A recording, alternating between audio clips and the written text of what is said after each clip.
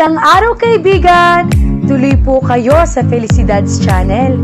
Sa mga kwento ng buhay at pag-ibig na hinalukay sa natatagong baul ni Felicidad. Pero bago po tayo magpatuloy, huwag niyo pong kalilimutan na i-like ang video, i-subscribe ang channel, at i-click ang notification bell para lagi kayong updated sa mga parating pa na upload.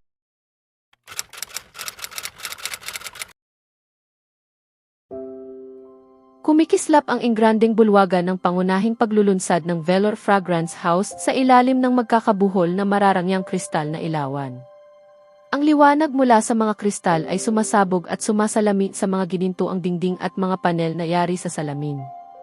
Ang hangin ay nababalutan ng banayad ngunit mamahaling halimuyak ng bagong pabango, habang ang bawat sulok ng bulwagan ay buhay na buhay sa halakhakan ng mga panauhin, pagkalansing ng mga baso, at paminsan-minsang pagpitik ng mga kamera na nagtatala ng bawat mahalagang sandali ng gabi.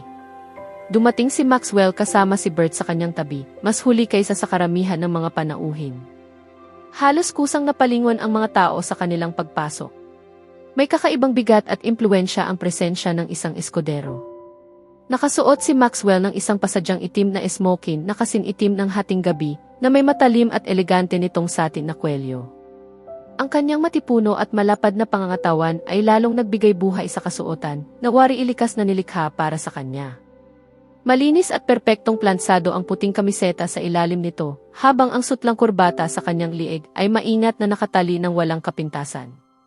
Paminsan-minsang kumikislap sa liwanag ang kanyang relos na yari sa platino habang siya ay gumagalaw. Payak sa paningin ngunit malinaw na napakamahal. Bawat detalye ng kanyang kasuotan ay sumasalamin sa katumpakan, kapangyarihan at ganap na pagpipigil sa sarili. Ngunit higit pa sa kanyang pananamit, ang tunay na dahilan kung bakit nanahimik ang karamihan at napatingin sa kanya ay ang likas na otoridad na hatid ng kanyang tindig at bawat hakbang. Mula sa kabilang panig ng bulwagan, natanaw niya si Amara kasama ang pangkat ng Venture and Corporation na dumating sa Switzerland mismong umagang iyon upang suportahan ang kampanya para sa paglulunsad ng produkto. Namumukod tangi si Amara hindi dahil sinisikap niyang mapansin, kundi dahil hindi niya kailangang gawin iyon. Nakasuot siya ng isang elegante at hanggang sahig na bestidang yari sa matingkad na esmeraldang satin. Ang tela ay dumadaloy na tila likidong sutla sa bawat bahagyang galaw ng kanyang katawan. Payak ngunit klasiko ang hiwa ng kasuotan na may banayad na disenyong bahagyang nakalantad ang mga balikat at nagbibigay diin sa maganda at pinong hubog ng kanyang liig at balikat. Ang kanyang buhok ay malayang bumabagsak sa malalambot na alon sa paligid ng kanyang mukha. Simple lamang ang kanyang kolorete at ayos sapagkat sapat na ang kanyang likas na kagandahan upang magbigay liwanag sa kanyang anyo. Taglay niya ang isang tahimik ngunit matatag na kumpiyansa sa sarili. Isang katangiang lubhang naiba sa nakasisilaw na karangyaan sa kanyang paligid. At marahil ay dahil doon, mas siya pa ang nakaakit ng pansin kaysa sa sinuman sa loob ng bulwagan. Naging matagumpay ang kanilang pagtutulungan at kitang-kita ang pagmamalaki sa hanay ng mga pinuno ng Velor na nakapalibot sa kanila. Kabilang sa mga ito si Nicholas Hilliard, na masayang nakikibahagi sa pagdiriwang ng tagumpay na kanilang pinagsaluhan. Sa mismong sandaling napunta ang tingin ni Maxwell kay Nicholas, bahagyang nanigas ang kanyang panga. Siya na naman! Sa dami ng tao sa lugar na iyon. Siya pa talaga. Ang makita si Nicholas na napakakomportabling nakatayo sa tabi ni Amara, nakikipagtawanan sa kanyang pangkat na parabang likas na kabilang siya roon, ay nagpasiklab ng isang matalim at hindi ka nais-nais na damdamin sa kanyang dibdib. Ginoong Escudero, maligayang pagdating. Nahuli kayo ng dating, magalang nabati ni Nicholas habang iniaabot ang kanyang kamay. Paumanhin, tugon ni Maxwell. Ngunit kahit nagsasalita siya, lampas na kay Nicholas ang kanyang tingin. Nananatili ang kanyang mga mata kay Amara. Isa-isa niyang kinamayan ang mga miyembro ng pangkat nito at nagbigay ng mga salita ng pagpapahalaga. Binabati ko kayo sa inyong mahusay na trabaho. Pinahahalagahan ko ang bawat pagsisikap na inyong ibinigay. Ipagpatuloy ninyo ang magandang takbo ng inyong tagumpay. Ngunit nang abutin niya ang kamay ni Amara, tila bumagal ang oras. Tumagal ng higit sa nararapat ang sandaling iyon. Sapat upang magkaroon ng ibang kahulugan. Sapat upang may makapansin. Ginoong Escudero. Isang bagong tinig ang pumutol sa katahimikan ng sandaling iyon. Lumapit sa kanila si Vincent Valbadovsi, ang punong ehekutibo ng Velor. Nagpalitan sila ng mga magagalang na pagbati. Pinuri ni Vincent ang pangkat ni Escudero at bahagyang nagpahiwatig ng mga posibleng proyekto sa hinaharap. Ngunit halos wala nang pumapasok sa isip ni Maxwell. May iba nang umaagaw sa kanyang pansin. Ilang hakbang lamang ang layo. Nasa gitna ng sayawan sina Amara at Nicolas. Narinig niya ang masayang pagtawa ni Amara. Nakita niya ang kamay ni Nicolas na nakapatong ng matatag sa baywang nito. Nakita niya ang lapit ng kanilang mga katawan habang sumasabay sa musika. At sa bawat detalyeng iyon, lalo lamang humigpit ang pakiramdam sa kanyang dibdib. Ang paninibugho ay tila isang kamaong unti-unting sumisikip sa paligid ng kanyang puso. Maxwell. Bahagyang yumuko si Bert palapit sa kanya. Kontrolin mo naman ang sarili mo, kaibigan. Ilang segundo na lang at magmumukha ka ng kontrabidang karakter sa isang teleserye. Bahagyang napapikit si Maxwell. Pinilit niyang tapusin ang ilan pang magagalang na salita para kay Vincent bago magalang na nagpaalam. Pagkatapos nito ay agad siyang naglakad. Diretso. Walang pag-aalinlangan. Tinawid niya ang bulwagan hanggang sa marating sina Amara at Nicolas sa gitna ng sayawan. Huminto siya sa kanilang harapan. Maari ko bang makuha ang sayaw na ito, binibining Cruz? Mababa ang kanyang tinig, ngunit taglay nito ang otoridad na halos walang puwang para sa pagtanggi. Hindi na niya hinintay ang magiging tugon ni Nicolas. Marahan, ngunit may katiyakang inilagay niya ang isang braso sa baywang ni Amara. Samantala, si Nicolas ay nanatiling kalmado. Bahagya lamang itong tumango bago umatras at nagbigay daan sa kanila. Sa loob ng ilang sandali, binalot sila ng katahimikan na tanging ang mabagal na himig ng musika lamang ang pumupuno. Unti-unting tila naglaho ang mundo sa kanilang paligid hanggang sa parabang silang dalawa na lamang ang natitira. Magkalapit. Sapat na lapit upang magsalubong ang bawat paghinga nila sa makitid na espasyong namamagitan sa kanila. Mahigpit ngunit maingat na nakapatong ang kamay ni Maxwell sa baywang ni Amara. Matatag ang kanyang hawak, subalit may nakatagong pagpipigil sa bawat galaw nito. Isang tahimik na patunay kung gaano niya pinipilit na kontrolin ang sarili. Bahagyang nanigas ang kanyang panga, ngunit naging mas banayad ang kanyang mga mata. Madilim, malalim, at walang anumang harang. Isang anyong kailanman ay hindi pa nakita ni Amara mula sa kanya. Samantala, tila nagwawala ang tibok ng puso ni Amara sa kanyang dibdib. Bawat pintig ay wari sumasabay sa tibok ng puso ni Maxwell. Batid niya ang bawat detalye.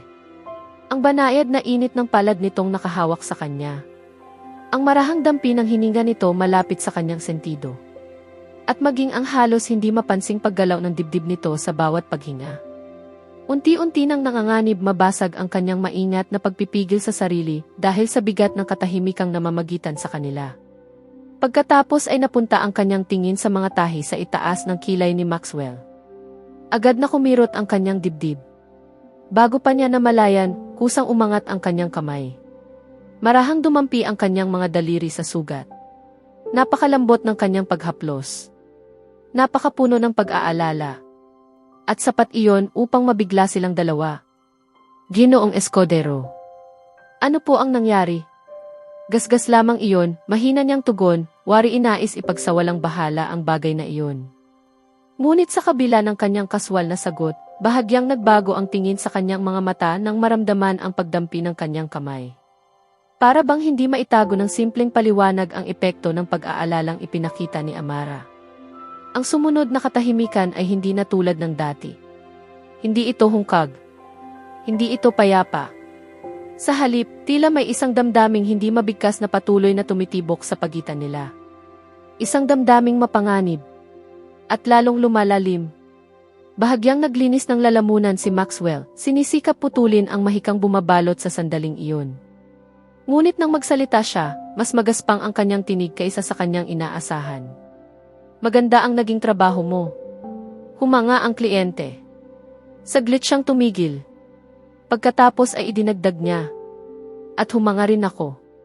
Bahagyang umangat ang mga labi ni Amara sa isang mahinhin at halos nahihiyang ngiti. Bihira siyang makatanggap ng papuri mula kay Maxwell. At marahil dahil doon, mas malalim ang naging epekto nito sa kanyang puso. Mananatili ka rito upang pangasiwaan ang mahahalagang gawain matapos ang paglulunsad ng proyekto. Pagpapatuloy niya sa mababa at tila nag-aatubiling tinig. Pagkatapos nito ay babalik ka sa Maynila. Sandali siyang tumigil. Magiging matagal ang iyong pagkawala. Napakatagal para sa akin. Iyon ang bulong ng kanyang puso. Ngunit hindi iyon kailanman nakarating sa kanyang mga labi. Opo, Ginoong Escudero, mahina namang tugon ni Amara. Ngunit kahit isa sa kanila ay hindi nagawang alisin ang tingin sa isa't isa. At sa gitna ng musika, ng mga ilaw, at ng marangyang pagdiriwang sa kanilang paligid, tila wala ng ibang umiiral, kundi silang dalawa lamang. Hindi nila namalayang kapwa sila bahagyang humigpit ng hawak sa isa't isa. Ang kamay ni Maxwell sa baywang ni Amara ay marahang gumalaw, bahagyang inilapit pa siya. Lalong tumindi ang damdaming hindi nila mabigkas. Kaligtasan. Pananabik. Pagkalito.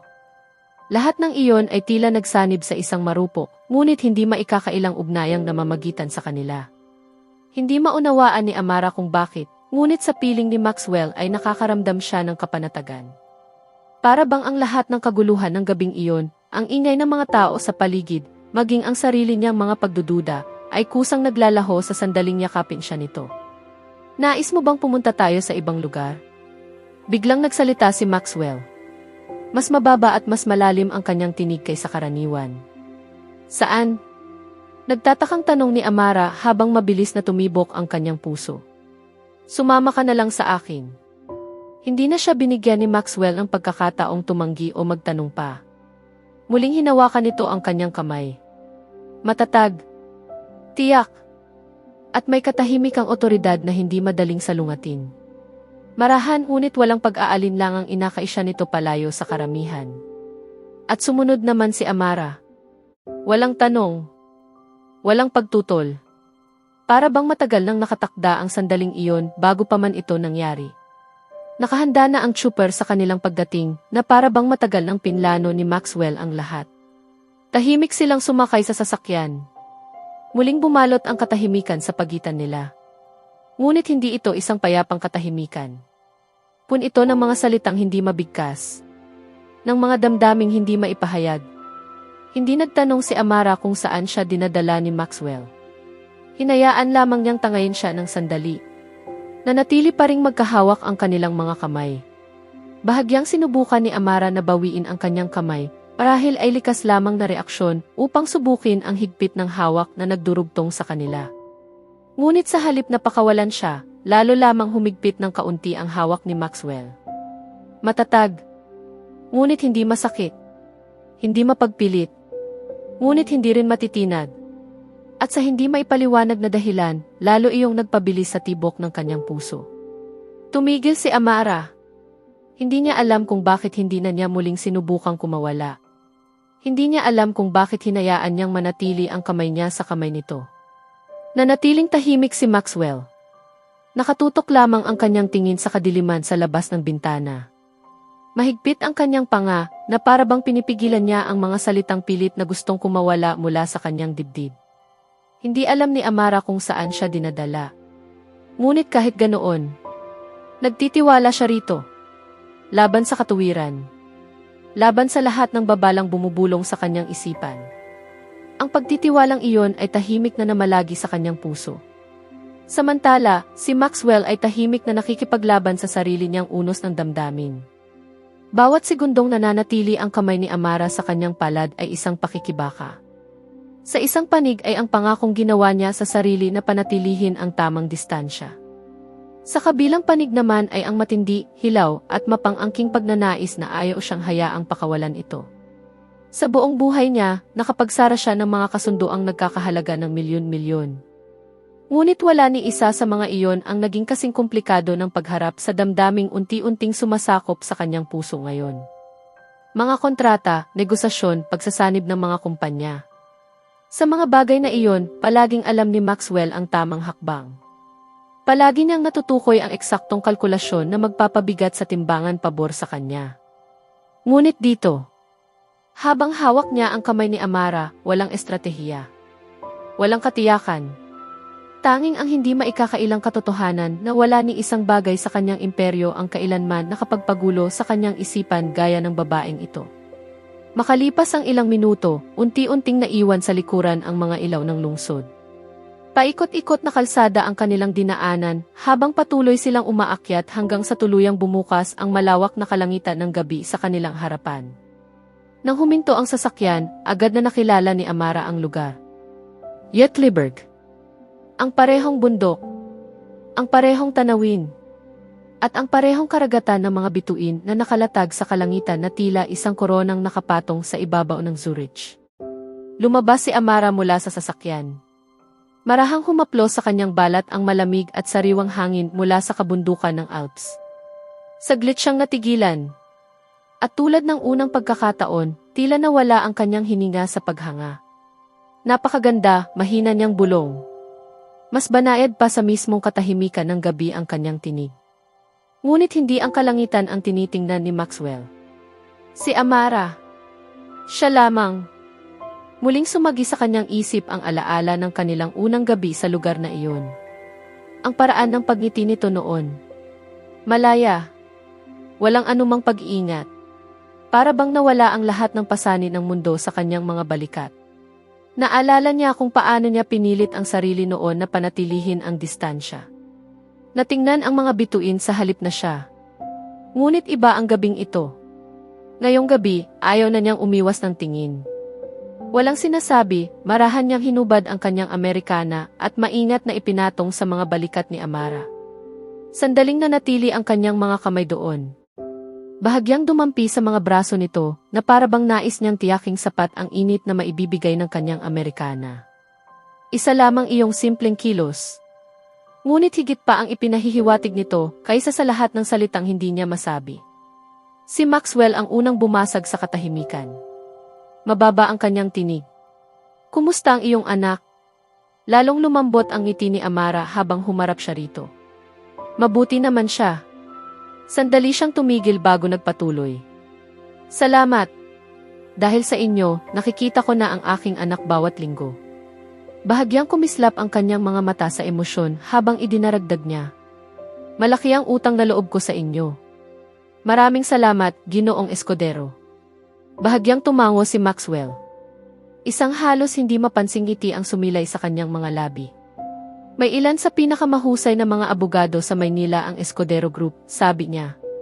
Kailanman ay wala pa silang kasong natalo. Napatingin siya kay Amara bago nagpatuloy. Maaari mong gamitin ang kanilang serbisyo para sa laban mo sa pagkuha ng kustodya ng iyong anak. Natigilan si Amara. Napatitig siya rito na tila hindi makapaniwala sa kanyang narinig. Ngunit, napakamahal nila. Bahagyang umiling siya. Hindi karaniwang mga abogado ang mga taong nagtatrabaho para sa inyo, Ginoong Escudero. Huwag mo nang isipin yan, mariing sabi ni Maxwell habang nananatiling matatag ang kanyang tingin sa kanya. Gusto kong masaya ang aking mga empleyado at maibigay nila ang kanilang pinakamainam na kakayahan para sa kumpanya. Makikipag-ugnayan sa iyo ang abogado. Huwag kang mag-alala. Bibigyan kita ng matibay na rekomendasyon. Biglang sumikip ang lalamunan ni Amara.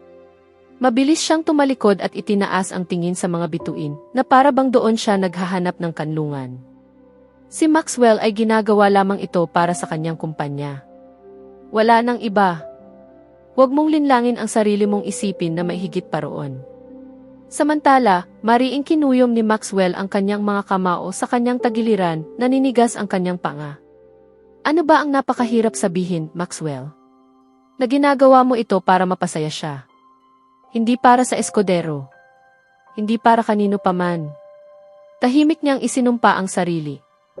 Ang katotohanan ay parang apoy na sumisiklab sa kanyang dibdib, ngunit nananatiling nakakulong sa likod ng kanyang sariling pagpipigil. Dahan-dahan siyang lumapit kay Amara, mabagal at mailayuning hindi maikakaila. Ang paglagaslas ng graba sa ilalim ng kanyang sapatos ay umalinggaw sa tahimik na gabi.